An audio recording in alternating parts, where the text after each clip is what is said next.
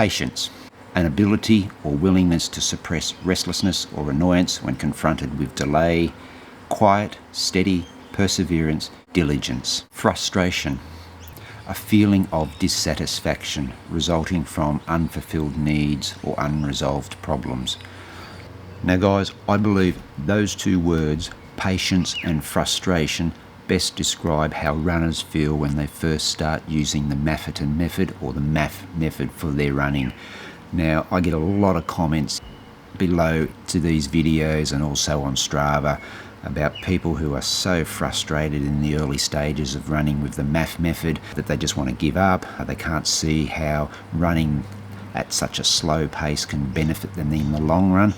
Well guys, I'm here today to hopefully answer a couple of those questions or doubts that you may have from my personal experience that may help you to get through that early stages of doubt, or if you're even considering using the Maffetone method, hopefully a couple of these questions from my experience will help you to decide whether it's a good way to go or not. Now guys, I'm no expert on the Maffetone method. I've been using it predominantly in my running for about the last 13 or 14 months. Look, and I've bent and I've twisted it to suit my needs at the various stages of my training blocks over that period. So let's get into it. Alright, there's a number of questions I think you really need to ask yourself before you even consider running with the Maffetone method. And the first one is, what do you want to get out of it? Like any running program or any training block that you launch into, or any style of running that you're considering using, you really do need to ask yourself the question, what do I want to achieve from using this method? Now, you might want to use the MAF method to get fitter. You might want to build a stronger aerobic base. You just might want to slow down so you can run longer. You might just want to be able to run a bit slower so you can complete an ultra event. But you need to ask yourself, what do I want to get out of running with the MAF method? For me, I was coming back from injury. I had an event coming up over 50 kilometres that I needed to prepare for, and I thought that the MAF method would allow me to run slow and build mileage. But I think in the back of my mind, I really thought that the Maffetone method would help my longevity in running. And I still feel now that 12 or 13 months or 14 months later, that is the case, that running using this type of method for the majority of my runs will help to extend my running life. I had frustrations early on. I had doubts. I couldn't believe how slow I had to run in the early stages, and I just thought that there is no way that running this slow can have any benefit or can lead to any improvement in my running down the track. And there were days when I fell off the MAF wagon and just went out and ran, took no notice of the heart rate. But to me, I just felt guilty, and I just kept coming back to the MAF. And I'm really glad that I did stick to the MAF method, guys, because if you have been following me here on the channel earlier this year, when I did some time trials, I was running times which were quite comparable to what I was doing a few years ago. And those times a few years ago were, I was pretty well thrashing the body, 2 and 3 speed sessions a week, a couple of long runs at a lot faster pace. And what I'm actually doing now, the quicker recovery from running with the MAF has just been, a real benefit. It took me a while to actually see the clearer picture. I'm a bit of a convert, I guess you could say now. Now, another question you need to ask yourselves as well is, are you all in? Are you a little bit in? Or are you somewhere in between when you run with the MAF? For me, at the beginning, I was all in. As I said, I had those doubts and stuff. And along the way, I've bent and I've twisted the MAF method to suit my needs, depending on where I am at that stage of a training block, or if I'm preparing for an event. Did make a video some months ago now where I confessed that I was actually using the MAF method wrong, and I think I said in a recent video that don't beat yourself up about it. The MAF method is a guide, it's not a law. And I think after that it just made me realise that I needed to use the MAF as a guide. This is a question you guys need to ask as well if you're considering running with the MAF. How committed to it do you want to be? For me, at the moment, I'm 80-20, so I'm running at MAF 80% of the time and doing a little bit more speedier up-tempo work 20% of the time.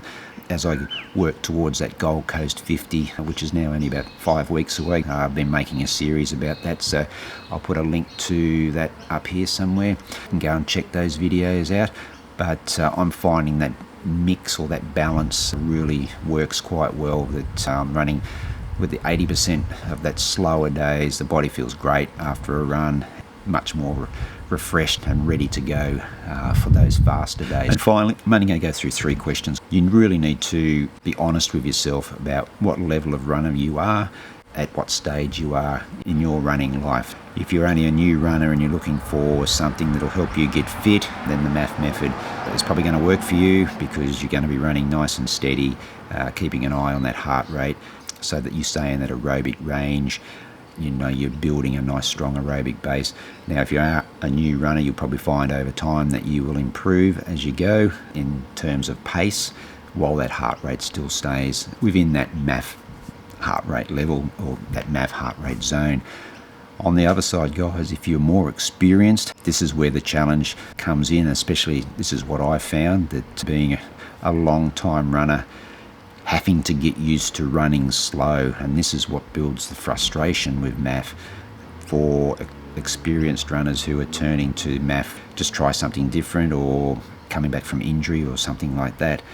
You know, you've just got to get used to running slower. When I first started running with the MAF, I was somewhere around about a minute to a minute 20 slower per kilometre than what I was used to. And that's what brought out that frustration with the MAF, and just thinking that this can't work. So that's something else you need to ask yourself. Can you have the patience to continue through that frustrating period? Because you will have that frustration, guys. It just comes with it, because you are running so much slower than what you're used to. You need to decide whether you're committed to be able to do that, or whether committed patience. It's those 2 words, patience and frustration. If you can be patient, then you'll beat the frustration. And look, I'm glad I did, because I saw some great improvement over time. And this is some of the comments that come up in the videos. Some of you out there in YouTube land are questioning in the first sort of week or 2 weeks of running with the MAF. Well, guys, you really do need to give it a little bit longer than a week or 2. If you're going to run with the MAF, go all in. You need at least 3 months, and I would even probably suggest maybe closer to 6 months before you really can make a decision on whether the MAF has worked or hasn't worked. Make sure that if you have decided to run with the MAF, that you're doing those monthly MAF tests. For me, that was a great way of gauging how much improvement I was having with the MAF. The first 5 or 6 months, I improved every month using those 8-kilometre MAF tests, or 5 miles MAF tests.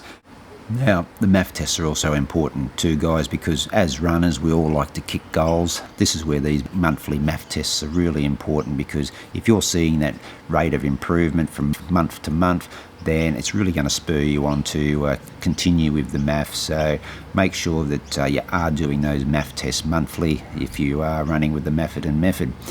Now, a few tips, guys, how I got through that frustrating period in the early stages. I ran with music or podcasts or whatever tickles your fancy. But for me in those early stages, because running slower, you're out there for longer than what you normally would be, and I just found that the music just took my mind away from running at that slower pace. It also took my mind off, constantly looking at the watch to make sure everything was okay with the heart rate. And I was just able to get really lost in the music or in the podcast. It just helped time go past pretty quickly. I did a lot of grass running as well early on with the MAF, mainly just because it was a little bit more kinder on the body, and also it was flat. I know that a lot of people have questioned about the heart rate goes up and down depending on the terrain. Well, that's how I just started off with the MAF on the grass. Also running along our local esplanade here along the waterfront, it was pretty flat. I know it's not going to be possible for everyone, but try to pick as flat a terrain as possible. What else in those early days? Yeah, I also started to during summer, so lots of stops for water breaks. That helped with keeping the heart rate down as well. Yeah, just trying to run in the cooler parts of the day, because I think I've said in previous videos, guys, too, that the warmer weather really does impact on the heart rate. The heart's working faster to push the blood through the body to keep the body cool, so it's only natural that with the heart doing that, it's going to be elevated. So pick your times when you run, that'll help as well. Now, for many months I ran just using reading off the watch for the heart rate. In the last month I have introduced a Garmin heart rate chest strap, and while I'm probably still working out what the differences is or what the correlation is between the two, at this stage I think that the strap is a little bit more responsive than what I've found with the watch. I found that the watch lagged a little bit, especially on hills.